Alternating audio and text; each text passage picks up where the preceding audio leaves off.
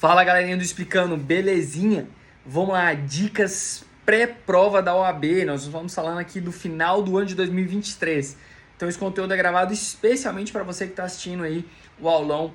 Esse bizu aqui vai vir cheio de diquinhas, mas, sobretudo, analisando a questão da última prova. Vamos lá, a última prova caiu um pouco de recurso, cumprimento de sentença, mas ela está deixando algumas coisas de fora. Já tem um tempinho, então vamos pegar e ficar ligados com relação a isso. Vamos falar das matérias-chave primeiro, os recursos. Então, ó, recurso, tutela são matérias, né? É um ponto que a gente sempre tem que ficar ligado. Vamos para recurso primeiro. Então vamos entender a ideia de quais são os recursos cabíveis em cada circunstância. Da sentença, caberá o recurso de apelação. O que eu preciso saber? Falou na sua questão que teve uma sentença, independentemente da fase, lembre-se apelação. Quais são os efeitos da apelação? Ela tem como efeito natural a possibilidade de suspender a exigibilidade daquela decisão. Então, um dos pouquíssimos recursos que nós vamos falar que tem efeito suspensivo de pronto, ou seja, está dentro dele. É da apelação aquela ideia do efeito suspensivo, ok? Top. Só que a apelação, ela também tem um efeito devolutivo, ou seja, de permitir que o tribunal possa reanalisar a prova, testemunha, tudo bem, pode analisar tudo isso. Translativo e expansivo, porque pode analisar questões de ordem pública, como prescrição, decadência, incompetência. Então, tudo isso está permitido dentro da apelação por esses dois outros efeitos e que se expandem, inclusive, para os demais envolvidos. Por exemplo, eu tenho um litisconsórcio, uma pluralidade de partes. Somente uma delas recorreu. Houve o recurso por parte dela, discutindo ali sobre a prescrição. Então, reconhecendo a prescrição, aplica-se aos demais. Ok? Outro nuance da apelação. Bem, a apelação ela vai ter ali a possibilidade de, no seu início, ser apresentada uma preliminar de apelação. E o que é isso? A preliminar de apelação, ela existe para que, quando a parte venha a recorrer, se teve ali ao longo do processo alguma decisão que não comportava agravo de instrumento, exemplo, o juiz indeferiu testemunha, perícia, incompetência.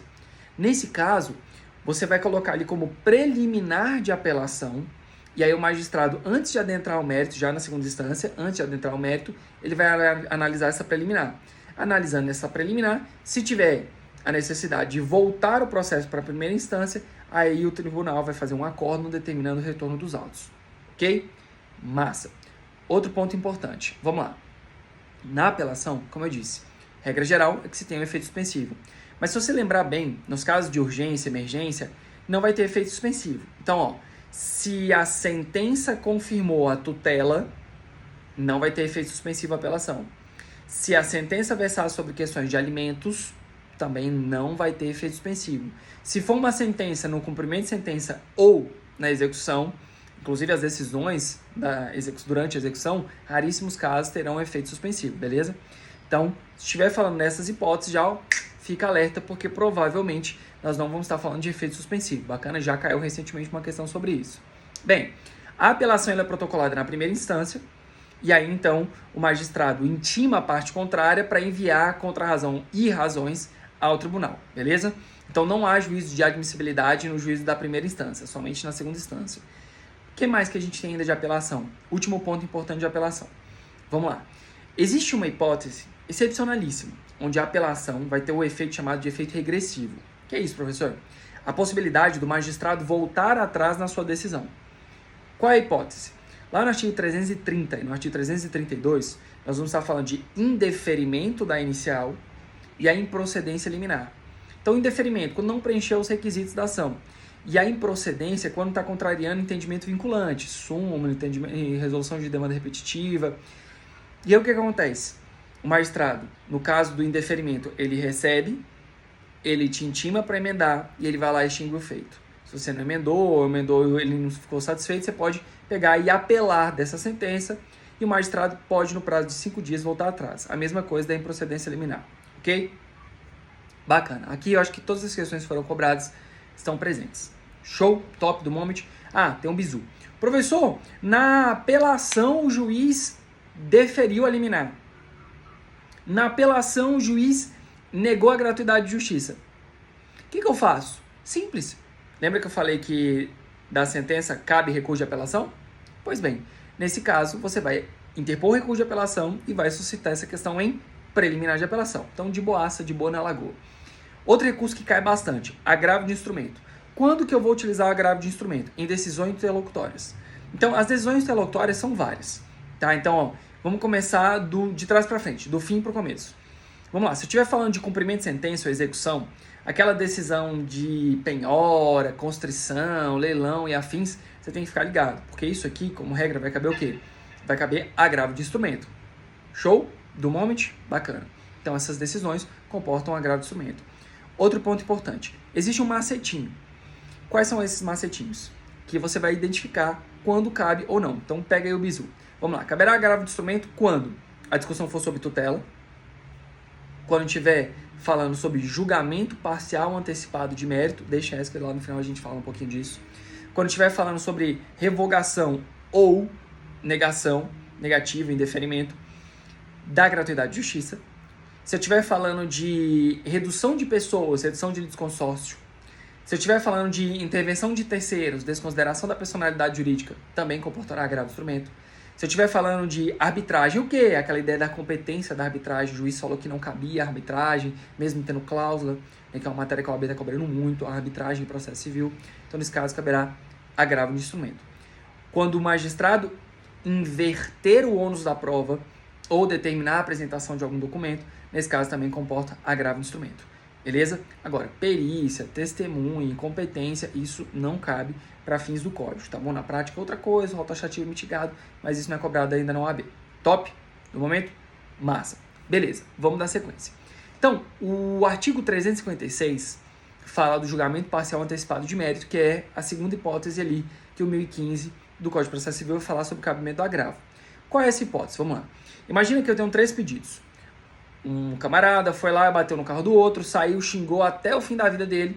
E aí, quando eu estiver falando ali dessa atividade que ele exercia, ele acabou sendo motorista de Uber e ele ficou parado. Bem, a dinâmica foi filmada. Então, o fato é incontroverso. Nós vimos quem foi que bateu, tal, beleza, top.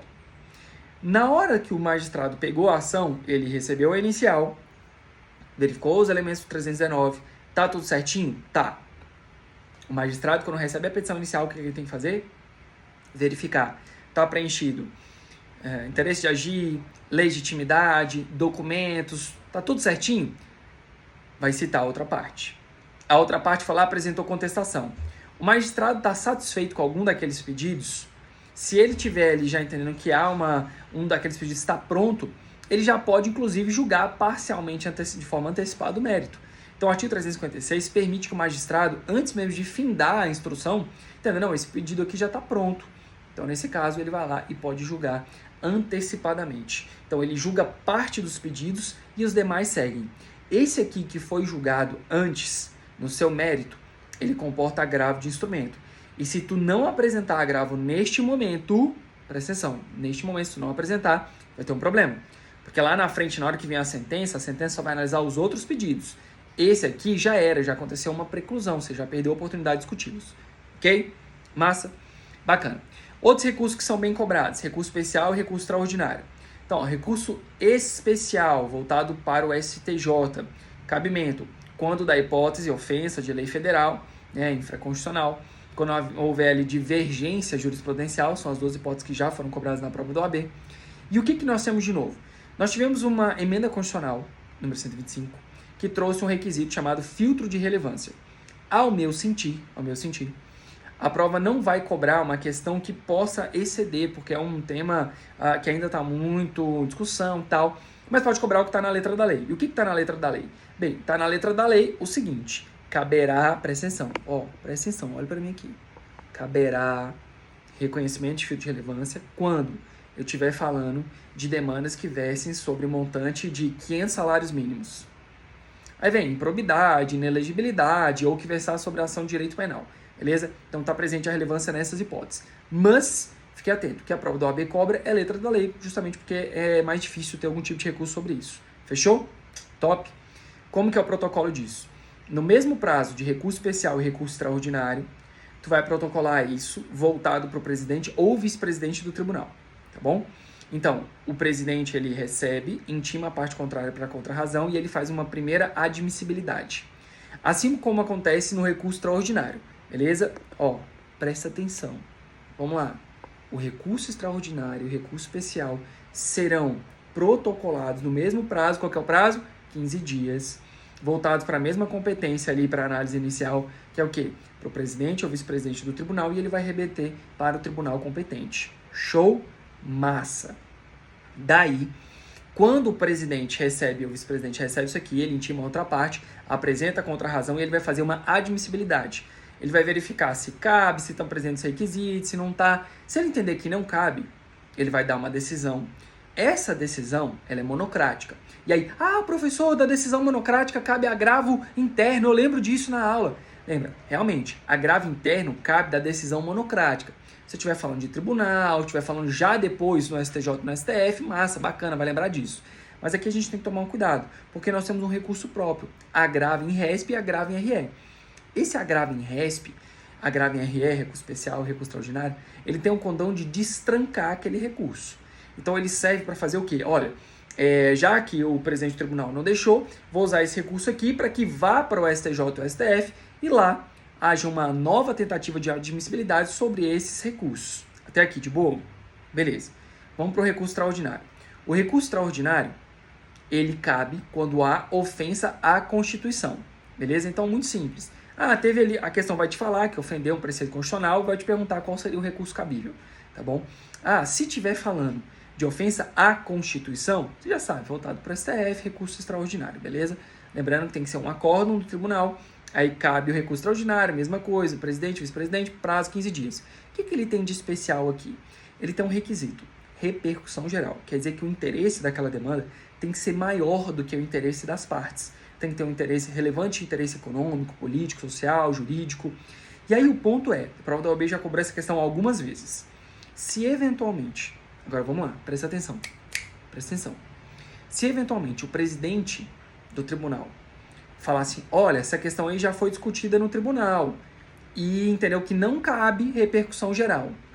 Ou não, existe um entendimento de recurso repetitivo falando sobre isso aí e já deu pau, negando. Nesse caso, o recurso para discutir isso aqui é um agravo interno. Então, presta atenção. Cabe tanto para a RESP quanto para a RE. Se eventualmente o presidente ou vice-presidente do tribunal entender que ali não cabe o seu recurso porque está de acordo com o entendimento vinculante dos tribunais superiores, STJ, STF, neste caso o recurso cabível é agravo interno, porque daí o conselho do tribunal vai analisar se aquele caso é igual ou não ao seu. Se não for esse caso dos entendimentos vinculantes, é agravo para destrancar, coisa padrãozinha, mamão com açúcar. Show? Bem, uma coisa que já foi cobrada algumas vezes, recurso ordinário, mas esse é tranquilinho, bem fácil. Normalmente vem o seguinte, o recurso ordinário, turma, na prova de processo civil, né? Vai vir assim, habeas datas, mandado de segurança, que foi protocolada em instância originária, ou seja, começou no tribunal. Então a ação começou no tribunal, e aí foi lá e denegou a ordem. Remédio constitucional, denega-se a ordem. Denegou a ordem. Qual é o recurso cabível? Se começou o MS no tribunal, então o recurso ordinário para o STJ. Se começou no STJ, recurso ordinário para o STF. Beleza? Então, bem tranquilo, lembrar dos remédios constitucionais. Lembrar que começou no tribunal, então tem que ser ali, ó, originária. Começou ali, não em última instância, como já foi cobrado algumas outras vezes. Beleza? Então pega esse bizu aqui de recursos, várias vezes foram cobrados essa matéria, né? Não costuma cair muito fora disso não, tá bom? Show? Professor, tem alguma coisa extra? Tem na parte de teoria geral dos recursos, por exemplo, não pagou custas, vai ser intimado para pagar em dobro. Não recolheu a integralidade, vai ser intimado para poder integralizar o valor, não vai ser julgado deserto. Professor, o processo era físico, eu interpus o agravo de instrumento na segunda instância. Tem alguma regrinha? Tem. O agravo de instrumento, de fato, ele é interposto direto na segunda instância. Você tem que juntar ali as cópias, né, necessárias, processamento, se for processo eletrônico, se for processo físico, e tem uma regra. Em 3 dias você tem que comunicar ao juízo de primeira instância que protocolou. Se não, a outra parte pode pegar, atravessar uma petição no momento das contrarrazões, então nas contrarrazões, e falar que não juntou e aí por conta disso ele não preencheu o requisito formal. Essa questão também já caiu 2 vezes ao longo de vários exames. Então é uma questão de menor incidência, mas se eventualmente cair, fica atento. Agora, olha só, processo físico, processo eletrônico, se a questão tiver falado alguma coisa disso, você para tudo, presta atenção. Por quê? Porque na hora que eu estiver falando de processo físico, gente, existem algumas regrinhas. Qual, professor? Processo físico. Quando tiver lá, processo físico, advogados distintos, de escritórios distintos e litisconsórcio. Aqui a gente já sabe para onde vai ser cobrado.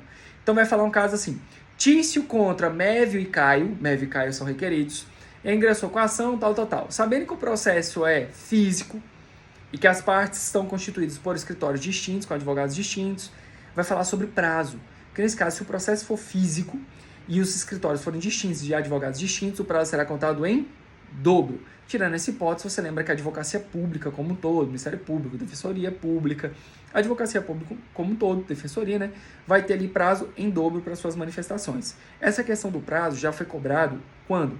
Quando a gente estava falando de cumprimento de sentença contra a Fazenda Pública, ou seja, representando o Estado.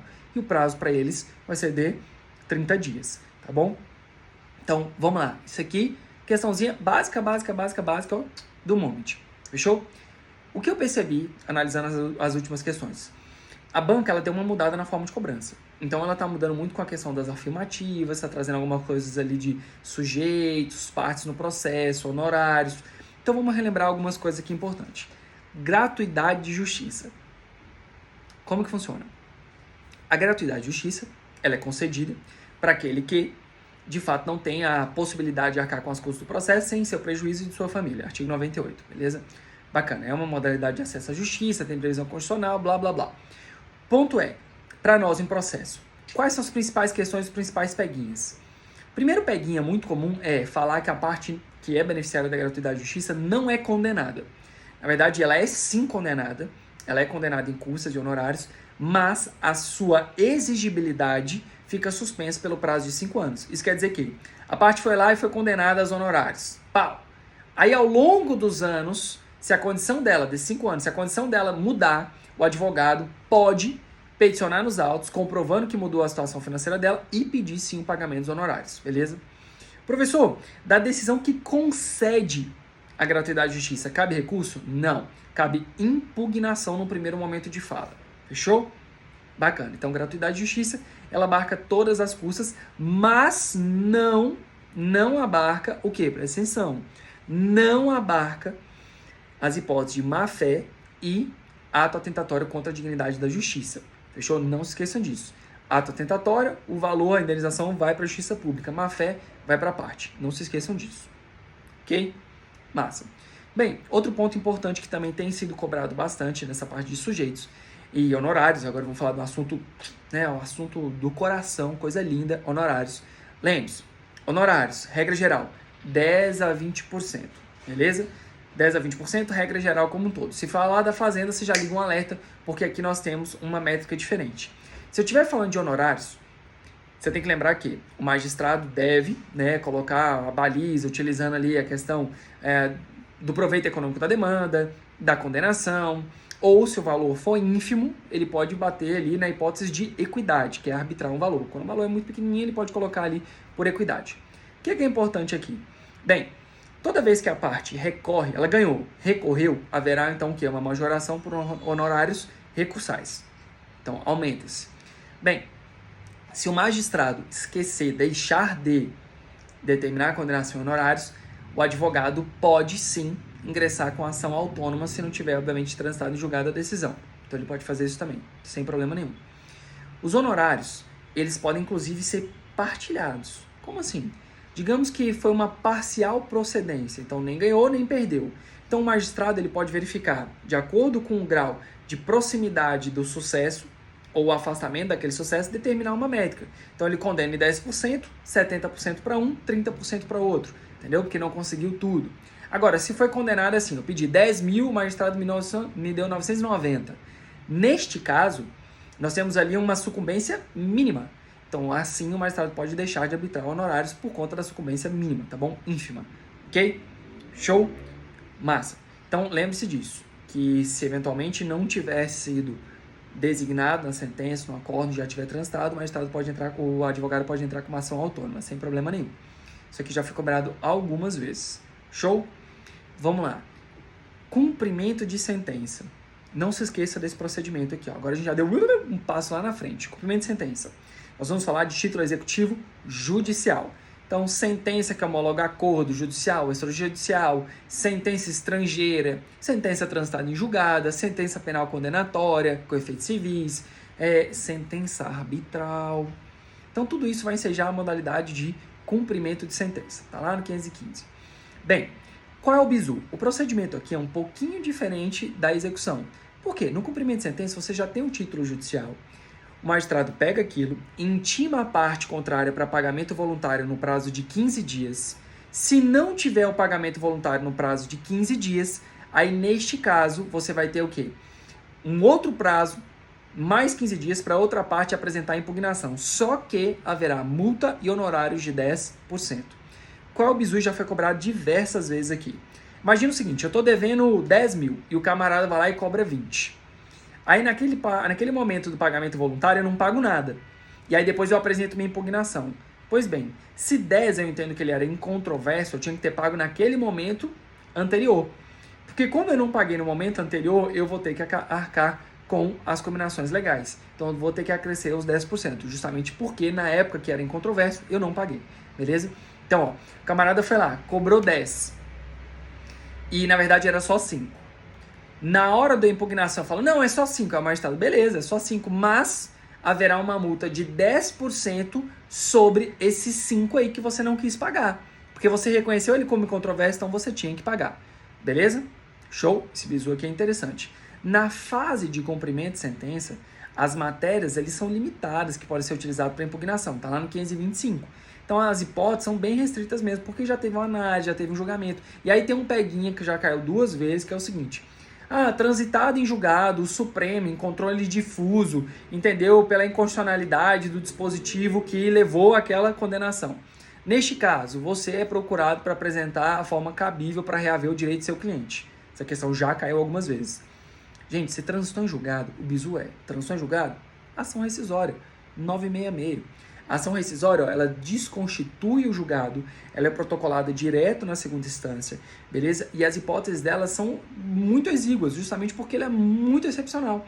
Então o prazo dela é de até 2 anos, 2 anos do fim do processo, ou 5. Como assim, professor? 2 anos, porque é o período que tu tem ali, acabou o processo, teve algum erro no processo, 2 anos dali para frente. Mas veio uma prova nova, alguma coisa que não se sabia. Aí você descobriu isso 3 anos depois. Então você tem até 2 anos depois da descoberta, mas não pode passar dos 5. Beleza? Esse é o limite. Bem, vamos lá para a execução. Questão de execução. A ação de execução ela vai ser fundada em título extrajudicial. Então os títulos extrajudiciais, cheque, contrato, debênture. Professor, contrato teve mudança, não teve? Teve, segura aí. Então, ó, teve contrato de aluguel, debênture, nota promissória. Tudo isso aqui vai ser título executivo extrajudicial. Ponto interessante que nós tivemos de modificação é o quê?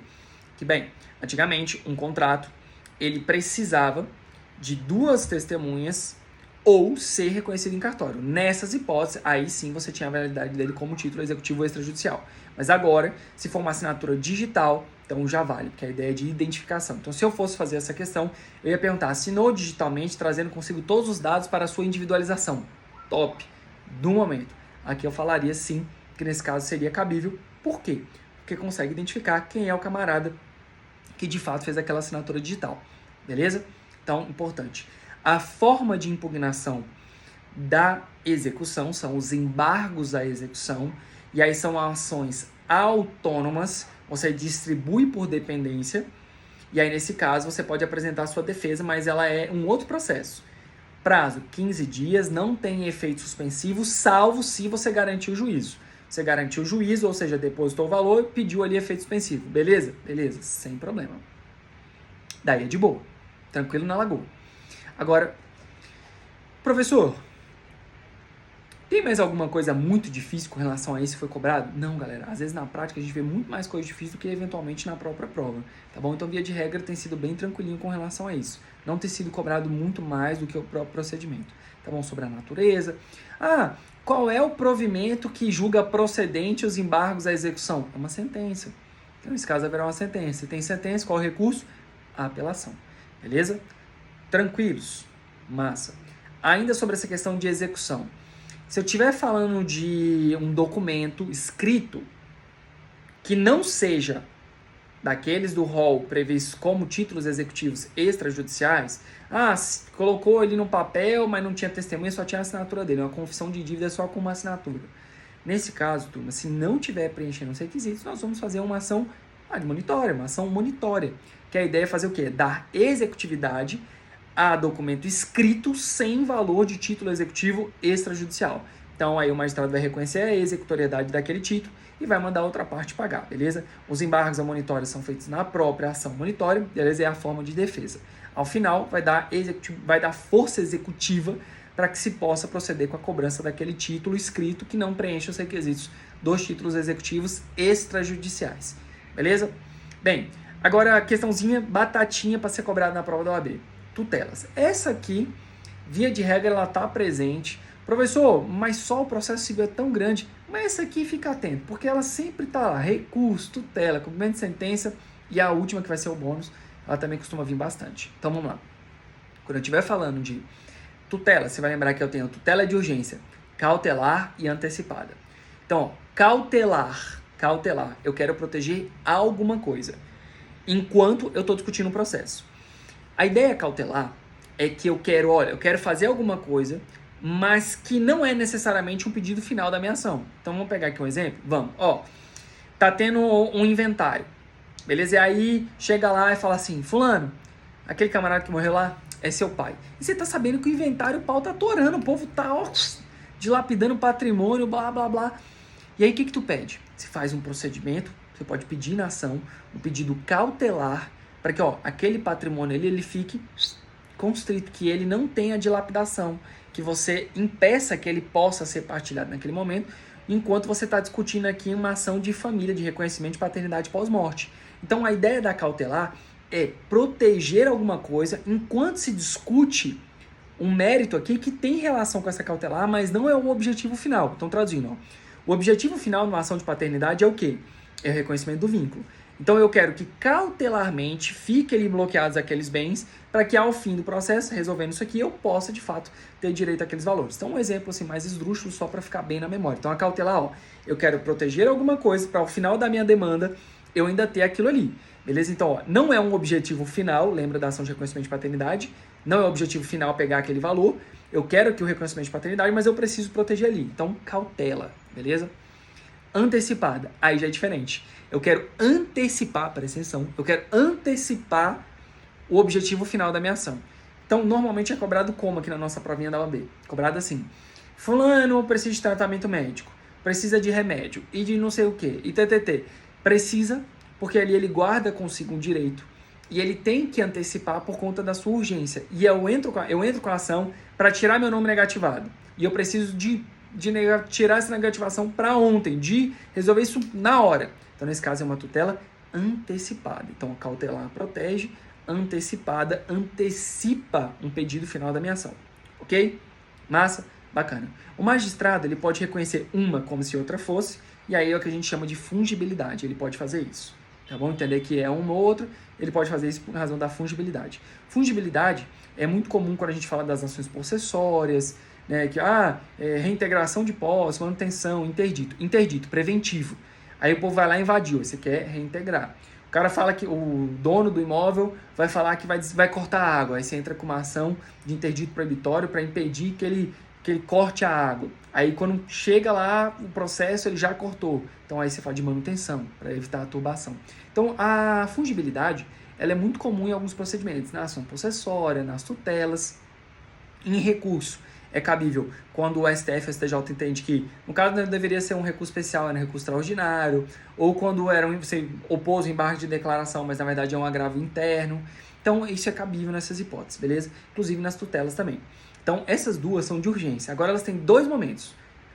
Quais são os momentos? E vamos lá. Os momentos são, eu preciso entender que existe uma tutela antecipada antecedente, uma tutela cautelar antecedente, e uma modalidade incidental. E aí a gente vai fazer uma linha aqui. Essa linha, para cá, nós vamos chamar de tudo aquilo que for antes do processo. Então, antes do processo integral. Pessoal, como assim? Imaginem vocês foram chamados 9 horas da noite, seu cliente falou assim, meu Deus, tá morrendo, um plano de saúde, negou, e ttt. E aí fala, o que você tem aí? Aí você vai pegar os comprovantes, tal, mostrar que está tudo certinho e você entra com uma ação. Você sabe que o consumidor, no estado de vulnerabilidade, fragilidade, ele pode demandar ali um dano moral, claro que ele pode. Mas a sua urgência é tão grande que aí, neste caso, na tutela de natureza antecedente, você pode fazer um pedido limitando aos requisitos das tutelas de urgência. Quais são eles? Probabilidade do direito e urgência. E no caso da tutela antecipada, nós ainda temos um plus, que é a reversibilidade da decisão, tá bom? Mas falou de tutela de urgência, você vai lembrar probabilidade e perigo da demora, urgência no caso, tá bom? Do resultado útil. Então, nesse caso, o código te limita a fazer uma peça simples, preenchendo esses requisitos. E aí, então, o magistrado, ele recebe aquilo. Se for uma tutela antecipada, antecedente, ele vai decidir. Se ele decidir pelo deferimento, ele intima a parte contrária e cita no mesmo ato para saber daquela decisão. E aí, então, se for uma tutela de natureza antecipada, pode a parte contrária oferecer o recurso cabível, que é agravo, ou não. Só que se não oferecer o agravo, aí tem uma consequência, que a gente chama de estabilização da tutela. Quer dizer, ele aceitou, ele tá de boa com aquilo. Então, se ele aceitou, o magistrado vai falar, ó, tá estável, tá de boa, tá suave, ele aceitou aquilo ali, então vou extinguir o processo. E essa tutela continua fazendo efeito. Lembrando, a tutela ela é precária, ela pode ser revista a qualquer momento, mas enquanto ela não for discutida, ela está fazendo efeitos. Então, se o processo suspendeu, tem tutela, vai continuar fazendo efeitos. Aí, no caso dessa tutela que se estabilizou, pois bem, o juiz extingue e ficou ali por 2 anos, ninguém falou nada, então tá isso aí, resolveu. Não vai fazer conjugada material, mas está resolvido. É uma anomaliazinha, um negocinho ali meio estranho, mas resolve. Agora, se a outra parte depois, então foi lá, extinguiu sem resolução do mérito, aí depois, não, quero discutir, aí pode entrar com uma ação autônoma. Se eventualmente o magistrado indeferir, no caso da tutela antecipada antecedente, a parte autora pode, obviamente, apresentar o recurso cabível de agravo, mas ela vai ter o prazo de 15 dias para aditar. Aditar quer dizer complementar. Então aí agora ela tem que trazer a petição dela completa. Aí pode trazer danos morais, ITTT, direito do consumidor, inversão da prova, tudo. Então, antecedente, veja, eu me limito só à urgência. A incidental é a petição completa, com todos os demais pedidos, beleza? Inclusive, na última prova de processo civil teve esse problema, porque no enunciado da questão falava que era para pedir todos os pedidos. E aí não cabe na tutela antecipada antecedente, somente incidental, beleza? Show? Na cautelar, é o seguinte, a cautelar é um procedimento um pouquinho difícil, mas não é tão mais difícil não, mas tem uma diferença. Se a cautelar for analisada, então, o que acontece? Foi lá e fez o pedido. O magistrado, ele vai intimar a outra parte para apresentar uma contestação em 5 dias. E ele pode, inclusive, fazer uma audiência ali só para entender a questão e vai decidir essa cautelar. E aí você tem que, no prazo de 30 dias da concessão dessa cautelar, apresentar a petição inicial completa. Porque lembra que a cautelar, ela busca proteger alguma coisa? Então, ela busca proteger alguma coisa. Então, você tem que apresentar depois a sua petição completa. Porque, basicamente, você está protegendo alguma coisa e você precisa da ação principal. Então, imagina, eu quero bloquear todos os bens de uma família. Porque eu quero evitar ali a questão do inventário. E aí, então, isso é uma medida grave, excepcionalíssima. Então, eu tenho que entrar com a ação de reconhecimento de paternidade logo em seguida. E aí, então, do 30 dias da efetivação da tutela, você pode entrar, você deve, na verdade, entrar, sob pena da sua tutela cair.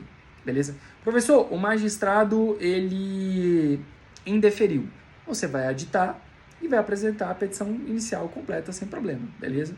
Professor, se ele indeferir, já era? Não, você vai ser intimado a aditar. Essa questão já foi cobrada algumas vezes, beleza?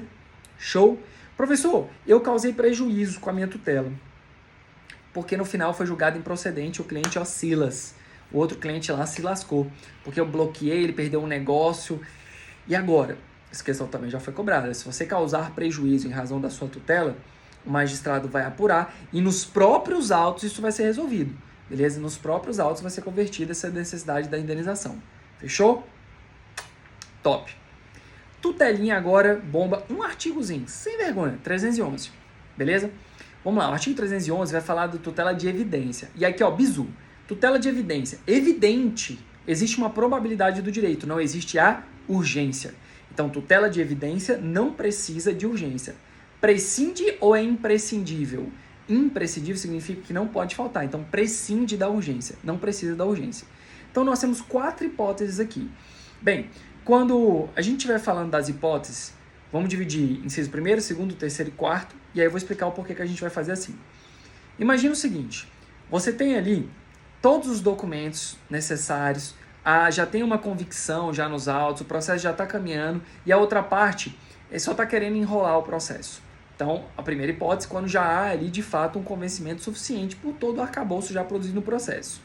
Nessa modalidade do inciso 1º, não cabe modalidade liminar, ou seja, sem ouvir a outra parte. Agora, o inciso 2º e o inciso 3º, essa sim, comportam liminar. Nós vamos falar de contrato repersecutório. Que diabo é isso, professor? Contrato de depósito. Então, contrato de depósito, o camarada está criando uma resistência para te devolver, nesse caso, é cabível sim a tutela de evidência e aí você pode pedir em natureza liminar. Outra hipótese, presta atenção nisso aqui, presta atenção. A questão, ela vai te falar isso e você já, presta atenção. A questão vai falar,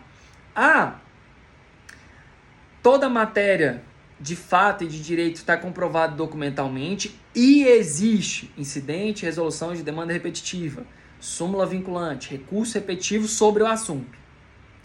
Quando falar que existe ali incidente, resolução de demanda repetitiva, súmula vinculante, você já fica ligado. Por quê? Porque provavelmente vai estar falando de tutela de evidência. Tá bom? Então você já fica ligado, porque nesse caso, ainda que coubesse a natureza antecipada, a questão, por vezes, ela vai falar se cabe ou não a tutela de evidência. E aí, se ela não falar da urgência, você sabe que é tutela de evidência. Fechou? Fiquem ligados para você não cair nesse peguinho. E a última hipótese é quando, depois da manifestação da parte, ela não trouxe nenhum argumento hábil a modificar o entendimento do juízo, ela não trouxe nenhum elemento novo que pudesse ali convencer de outra forma, e aí, nessa circunstância, sim, o magistrado vai poder apreciar a tutela de evidência. O ponto importante é, o inciso 1º e o inciso 4º do 311, você precisa da manifestação da outra parte. Por isso que não cabe liminar. É exatamente por isso, porque tanto o inciso 1º quanto o 4º exige manifestação da outra parte. Exige que ela esteja enrolando, atrapalhando, ou então ela não trouxe elementos de convicção contrária. Beleza? Aí cabe tutela de evidência, mas não liminar, somente inciso 2º e 3º. Show? Beleza. Vamos lá. Mais uns macetezinhos aqui rapidão, que eu sei que o tempo você já deve estar louco aí para assistir as outras aulas, mas vamos lá. Ponto interessante aqui. Contestação é a matéria de defesa, obviamente, né? A gente tem aí o artigo 335, toda matéria de defesa deverá ser apresentada no momento da defesa, sob pena de preclusão, 336, é chamado de princípio de eventualidade. Prazo da contestação, 15 dias. Top. Professor, isso aí é fácil, né? Super tranquilo. Mas, o que vem de difícil aqui? Seguinte, no mesmo prazo da contestação, você pode apresentar uma reconvenção. O que é a reconvenção? É um contra-ataque da defesa. Então, a defesa pode apresentar um pedido reconvencional e agora ele passa a ser, ao mesmo tempo, réu e autor. Vai ter que recolher custas, tem que colocar o valor da ação, pode trazer novas pessoas. É uma petição inicial dentro da sua defesa, tá bom? Então, você pode trazer novas pessoas, tem que pagar custas, tem que preencher todos os requisitos do artigo 319, igualzinho uma petição inicial. A outra parte vai ser intimada para apresentar contestação à reconvenção. Agora que já foi cobrado diversas vezes na prova do OAB. Pode a parte apresentar somente a reconvenção sem que ocorra a revelia? Então vamos lá. O que é a revelia? 344, 345. A revelia é a falta de apresentação da contestação. Veja, no primeiro momento você pode até pensar, ué, professor, mas só apresentou a reconvenção, não é revelia? Não.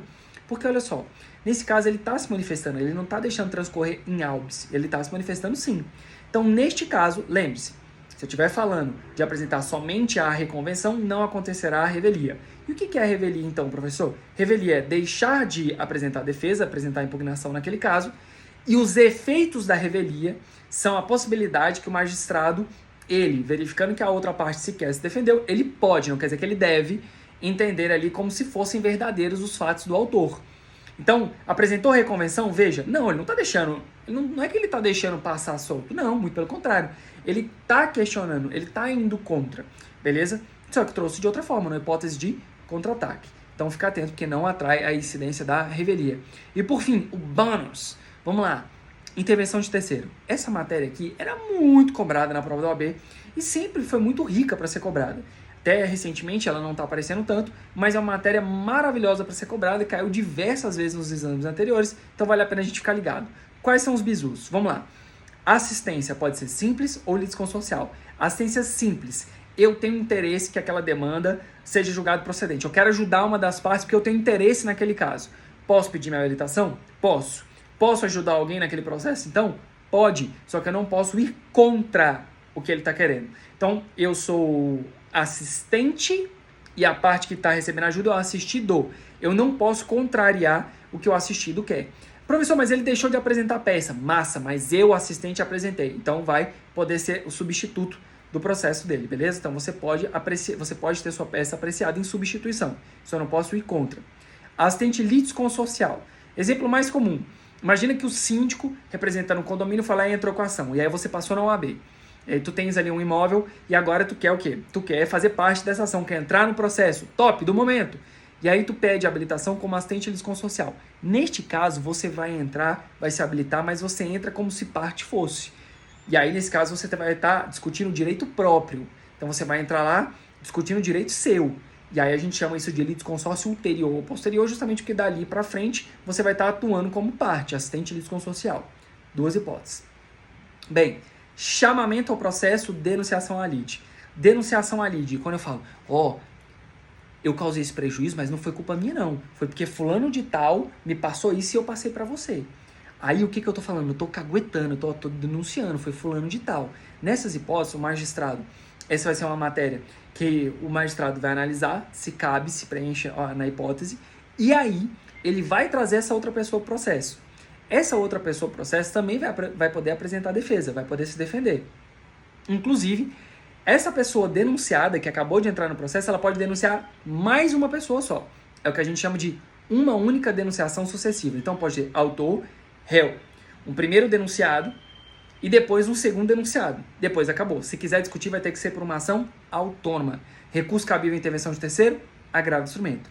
Professor, mas eu denunciei o cara e a gente ganhou a ação. E agora? Bem, ótimo. Você que denunciou o camarada, veja, ele ganhou a ação, ele não tinha que estar ali naquele processo, então você vai pagar honorário para ele. Beleza? Justamente porque você denunciou e ganhou a ação, então não tinha porquê dele estar lá. Ok? Top? O bizu é regresso. Tá bom? Quando a gente vai pensando em natureza regressiva. Uma questão muito polêmica, não é polêmica porque era até simples, mas que dava ali um bizu dentro das faculdades, era o quê? Sobre o caso de seguro. O camarada tinha seguro, acionou o seguro, mas a outra parte foi lá, preferiu entrar com a ação. Então denunciou ali de o seguro, porque eventualmente quem vai se responsabilizar vai ser o seguro e não o segurado. Beleza? Chamamento ao processo. Dá a mãozinha e vamos together. Por quê? Chamamento ao processo, gente, eu vou chamar alguém com quem eu guardo uma responsabilidade solidária. Então, um fiador ou num contrato que prevê essa modalidade solidária, eu chamo essa pessoa, me dá a mãozinha e a gente pula together no buraco. Beleza? Então, lembra, chamamento ao processo é uma matéria exclusiva da defesa. É quando você quer trazer alguém para o processo com quem tu guarde uma responsabilidade solidária. Chamamento ao processo. Bacana? Desconsideração da personalidade jurídica. Sair da PJ para pessoa física ou sair da pessoa física para PJ. Vamos lá. Aqui pode vir uma questão que envolve, inclusive, direito do consumidor. Lembre-se o seguinte, direito do consumidor, teoria menor, preciso preencher menos requisitos. Relação entre particulares, teoria maior. Teoria maior está prevista lá no artigo 50 do Código Civil. Quando tem fraude, confusão patrimonial, abuso de direito, o que acontece? Qual é o procedimento disso? Bem, verificando que existe ali de confusão do patrimônio, está tentando utilizar a PJ para acabar gerando um prejuízo para outra parte, se for ao longo do processo, pode ser feito inclusive na parte de cumprimento de sentença, o juiz suspende o processo e aí ele abre um incidente. Esse incidente vai dar oportunidade para a PJ ou para a pessoa física, se for inversa, para eles pegarem e se defender, falar se pode ou não fazer essa desconsideração deles. Beleza? Agora, se for na petição inicial, já na petição inicial pediu a desconsideração, aí neste caso não precisa de um incidente. Lembrando que já foi cobrado também na prova do AB, que o administrador também pode acabar integrando o polo da ação. Fechou? O administrador da empresa. E por fim, o amicus curiae, o amigo da corte. Esse aqui é muito mais fácil, porque via de regra o próprio magistrado ele pode pedir, as partes podem suscitar, o Ministério Público, que é trazer uma pessoa que possa aclarar, que possa esclarecer alguma circunstância em razão da complexidade da matéria, ou então do interesse, quando eu estiver falando ali de honorários, qual é a entidade de classe que vai querer participar? A OAB. Se eu estiver falando alguma coisa sobre atividade médica, o CRM. Então, basicamente, é a possibilidade de trazer essas entidades que representam uma classe ou determinada pessoa que possui um entendimento específico sobre aquele conteúdo para tentar aclarar, esclarecer, ser um amigo da corte mesmo. Então, nesse caso, a gente fala de amicus curiae. O amicus curiae, a decisão que a recepcioná-lo ou não, ela é irrecorrível, e o amigo da corte, ele não tem a legitimidade para oferecer recursos, salvo embargo de declaração. Beleza? Então tá aí como pedido. Tamo junto, galera, explicando. Peguem essas diquinhas aí, 45 minutos. Um cheiro e boa prova, viu? Tamo junto.